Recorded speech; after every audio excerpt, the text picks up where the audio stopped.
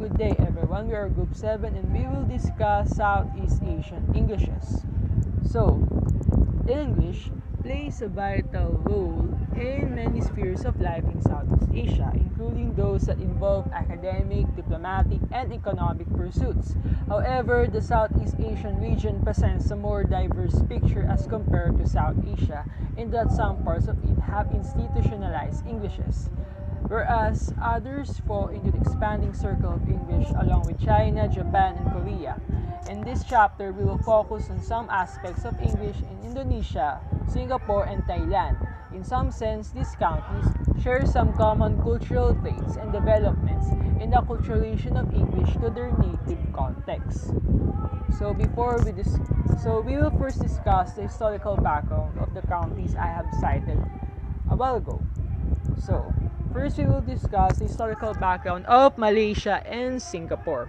So, the first point, English was introduced as a result of colonialism in Southeast Asian countries except Thailand. This sentence well describes the whole historical background of the countries that I will discuss on the later slides. But in 1786, colonial history began in Malaysia when the East India Company colonized Penang. In 1819, a trading settlement was established in Singapore on behalf of the company. And in 1826, state settlements has been established. So Malaysia and Singapore has been colonized by the British government, by the British. But in 1942, there was a Japanese occupation in those countries, but it ends in 1945. In 1946, Malaya Federation has been established while Singapore remained a separate crown colony. In 1959, Singapore gained self-government. In 1963, Singapore merged with the Malaya Federation. In 1965, Singapore became an independent republic. In early 19th century, education in English was introduced in the state settlements. The British government became cautious in introducing English in Malaysia because there are some countries that has been colonized by British that in the moment they acquire or they learn how to speak English, they start to have to fight or have a revolution against the British government. So the policy resulted in 4 types of schools: Chinese in the Chinese majority regions, traditional Arabic and Malay schools in the Malay areas, Tamil in South Asian majority areas, and English medium schools for the rich and the elite of the Malaysian society. So the knowledge of using English is only becomes exclusive for those who have the rich and the elites of the Malaysian society. So not all Malaysians have the availability to learn English. So Bahasa Malaysia or Malay is used as a national language after independence because most Malaysians are not rich at all or belong to the elites of the Malaysian society. So they use Bahasa Malaysia because it is the common or the majority or the language that has been used by the majority of them. In 1982, a rule implemented by the National Education Policy, Malay is the medium of teaching up to the secondary levels. Ethnic languages are also taught in schools alongside with English. Asma Haji Omar, 1992. Last, in 1965, Singapore adopted a policy of education that uses their 4 official languages with equal use: English, Malay, Mandarin, and Tamil, which is later revised in 1987, using English as a sole medium of instruction according to Tay, 1993. So we will go ahead in the historical background of the Philippines. In 1521, the colonization of the Philippines began when Magellan led an expedition and named an unnamed archipelago as Filipinas in honor of the King Philip of Spain who provide for his expedition. In 1896, revolutions began against the Spanish government. So the colonization of the Spaniards lasts for 300 plus years. In 1898, independence of the Philippines from the Spanish regime, but later we have been colonized by the Americans. In 1899 to 1902, there is a resistance to American occupation, which is later after but later we are been colonized by the Americans. But after 30 years, Philippines became self-governing. During the Second World War, the Philippines has been occupied by the Japanese, but later US established its control. In 1946, Philippine independence found the founding of the founding of the Republic of the Philippines. So then, Apolinario Mabini is the first person who suggests to use English as a medium instruction instead of Spanish. In 1901, English is used as a medium of instructions in all different kind of aspects because it was the time of American occupation. In 1921, Thomasites came in the Philippines. So Thomasites came from one of the ships that been used by the Americans to send off teachers that will teach the Filipinos in that time on how to speak or write English. So in 1973, Filipino and English was declared as official languages of the Philippines. The Presidential Commission on Education Reform recommends on making more options that was available for teaching in first grade that will allow flexibility in learning English or Filipino and their regional languages. So there comes the mother tongue subjects in which the students must learn first their mother tongue before acquiring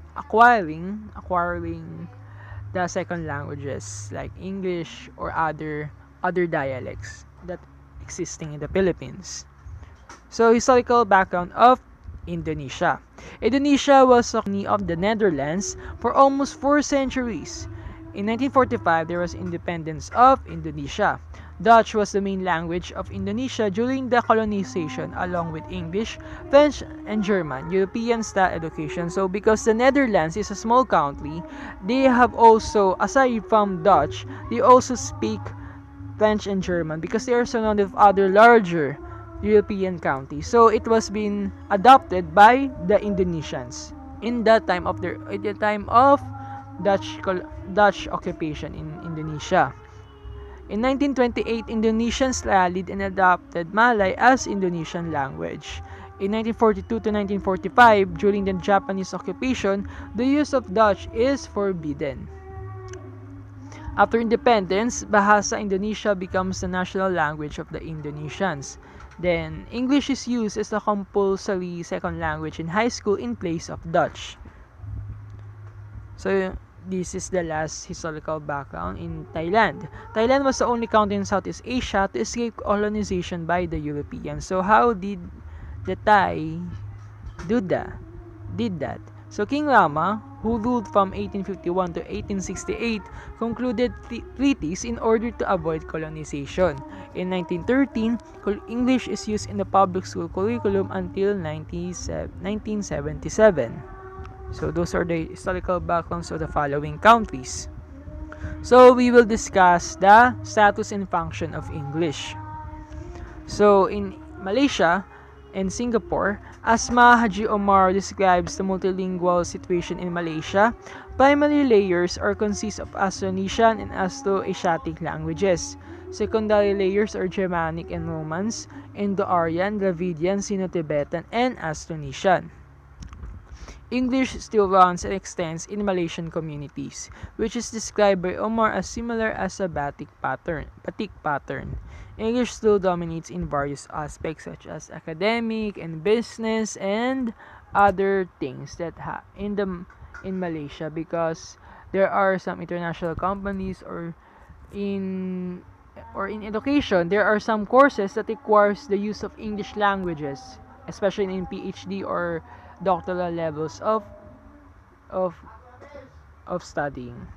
Comfortability factor is experienced by middle-aged administrators because those administrators are belong before to the rich and elite individuals in the Malaysian society before, so they are more comfortable in speaking English. So even though the Malaysia didn't use English as their national language, some of there are some individuals in their society in this count in Malaysia still uses English because of the comfortability factor.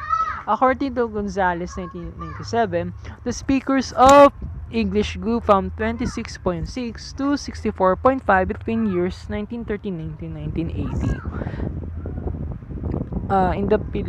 So out of 1,200 respondents, 56% of Filipinos are able to speak English, 73% are able to read, and 59% are able to write it, according to social weather stations in 1994. So the later slides will be discussed by others. Social linguistic profile. Before anything else, let me give you a short description about social linguistic. So first, what is linguistic? Linguistic is a scientific study of language and its structure and has several specific branches of study, and that includes our main focus is on social linguistics. So what is social linguistics? It is concerned with the study of language used in a society and study of language used in social-cultural context. It studies about how people vary in their language use and provides explanation to their linguistics variation. It also describes language variation between different ethnics, social classes, gender, and age groups. And apart from that, it also describes changes. Example changes in English, because we have Old English, Middle English, and Modern English. So now, how does language become social phenomenon?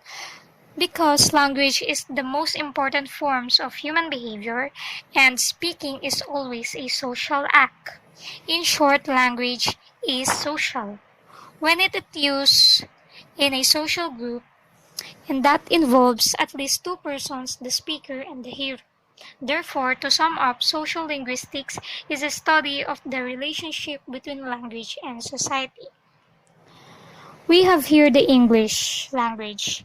So English language is widely used in school and higher education and plays a dominant role in profession, economic life of the nation of Southeast Asia. And as said a while ago, the social roles of a language undergoes change too. English remains the foreign language in multilingual and ethnically plural countries such as Indonesia, Malaysia, and Thailand. But it does not carry the load of social linguistic connotations of indigenous languages. English, exemplified by the conversation between two Malaysian teachers, note that educated citizens of Malaysia are proficient in national language and do not have to resort to English for inter-ethnic communication. However, code mix is very common in English, informal conversations in public domains, and sometimes even in intimate domains. Code mixing is defined as code which stands for a language, and variation is possible only when the speaker and the listener are bilingual. In short, when the elements of two languages are mixed together. We have here the example of Malay items in the conversation. In English, we have cook, foods, and drinks. In Malay, cook is masakan, foods is makanan, and drink is minuman. And there are 4 grammatical differences between the languages. First is the lack of inversion in the question. We have here the example on English, where on earth you went a, and in Malay you were makaning were. And the next is the use of sentence fragments. No sign till 1 o'clock, so susah 1. And number 3, lack of subject, just nibbled, so not really hungry, got plenty of, so not bad. Also, the use of 1, so susah 1. This is not acrolectal or standard variety that Malaysians would use on formal occasions. Mesolectal or colloquial variety serves the purpose of establishing a shared social space in non-formal domains, meaning to say, mesolectal is neither too much nor too little use of a language in social interaction, or it is used in non-formal domains. Characteristics of Southeast Asian Englishes. The grammatical characteristics of Southeast Asian Englishes have been described in a number of publications including these authors, in addition to scores of unpublished papers and dissertations. The following is a brief account of some phonological, lexical, syntactic, and discoursal features of Southeast Asian Englishes. Number 1. Phonology. The study of how speech sounds or form patterns. Many of the phonological features are shared with South Asian and African Englishes, and according to Liamson, in Philippines, Philippine English stops are not aspirated initially and not released finally.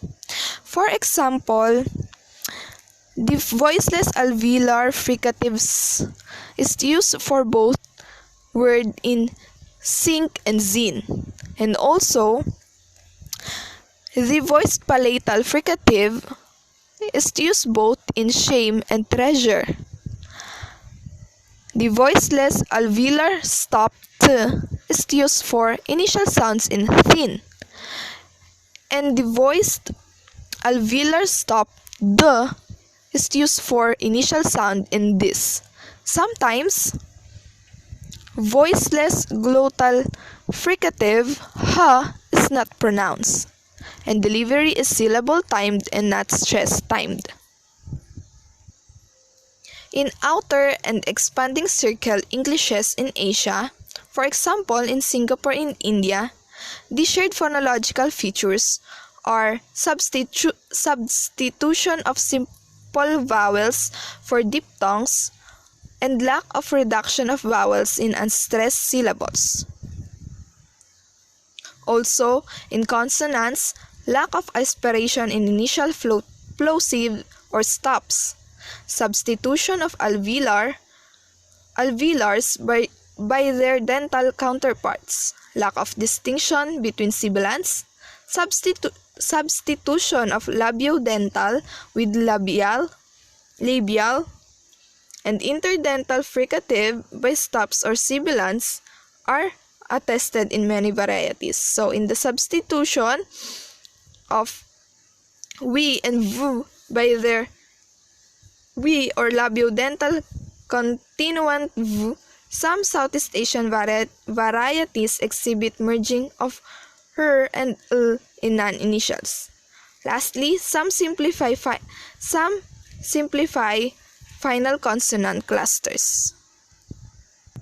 In inner circle Englishes, word stress is not distinctive. That is, it does not distinguish between nouns and verbs, between compounds and phrases. Sentences stress also shows characteristics different that lead to difficulties in communicating across varieties. In Philippine English, some grammatical and discoursal features contributed to perjury charges against a Philippine doctor and a U.S. court. And ultimately, the charges we dropped after expert testimony from a linguist. Second, the vocabulary, the body of words known to an individual person. Southeast Asian Englishes have lexical resources that extend the range of the American or British English of their historical inheritance. These fall into several categories such as neologisms, borrowing, new compounds, and others.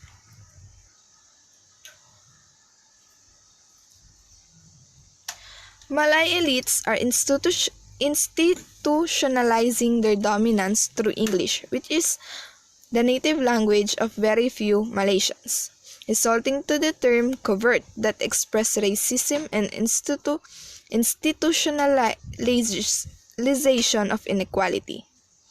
two separate groups of people in Singapore, the majority and politically more active and minority, elitist and less political. Opinions exchanged in newspaper indicate that the two terms have a decisive effect on this society. Third, grammar, the whole system and the structure of a language. The grammar in outer and expanding circle Englishes or distinction between count and non-count nouns is not as institutionalized as in inner circle Englishes. It is quite common to observe forms such as furnitures, equipments, a research, and one evidence. Some count nouns are preceded by redundant partitives and show agreement in number with the head nouns. In examples, stick of cigarettes, stalks of roses, and units of 3-bedroom flats. Gender distinctions among pronouns are not always maintained. For example, Thai English and Singapore used he and she interchangeably to refer to male and female reference. Verbs tenses are not marked consistently, as most Southeast Asian languages mark aspects rather than tenses. Adverbs may be used to mark tenses, as in the following narrative. Adjectives that are at the extreme ends of a scale do not occur with intensifiers in many varieties of English. Phrases such as very gigantic and extremely microscopic are odd in some Southeast Asian varieties, example in Singapore. However, expressions such as very huge and more immense are not uncommon. Lastly, the discourse, spoken or written analysis about a topic. To use a title and the given name of the person to address the interlocutor or terms of address. Topics which are off limits in inner circle, casual conversations may not be so in Southeast Asian English. Code mixing and code switching with local languages is a common strategy. Figures of speech, similes, metaphors, and so on are drawn from local context.